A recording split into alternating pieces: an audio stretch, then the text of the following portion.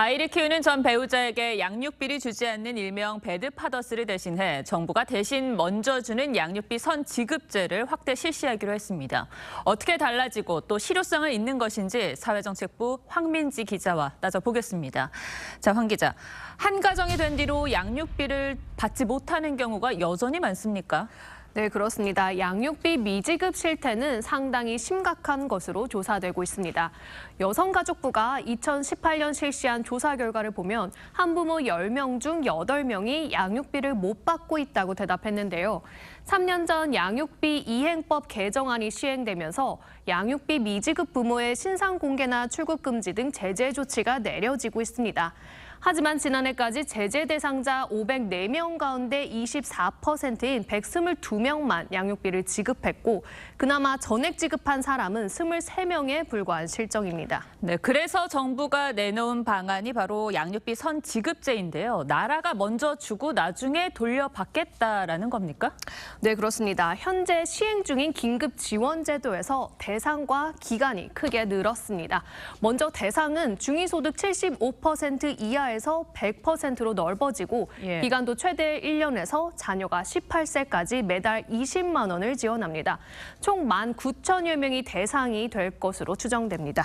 그렇다면 필요한 예산도 늘어나겠네요. 네, 그렇습니다. 대상자 19,000명 전원에게 지급한다는 가정하에 연간 456억 원이 필요한 상황인데요. 국회 예산정책처는 5년간 약 4,600억 원이 필요할 것으로 추산했습니다. 연평균 920억 원이 넘는 액수인데요. 여가부는 기재부와 예산을 논의해 내년에는 제도가 시행되도록 하겠다고 밝혔습니다. 자, 문제는 이 돈을 어떻게 회수하겠느냐겠죠. 쉬운 일은 아닐 것 같습니다. 네, 그렇습니다. 현재 양육비 회수 비율은 15.3%에 그치고 있는데요. 정부는 법 개정을 통해 회수율을 40%까지 끌어올리겠다는 계획입니다.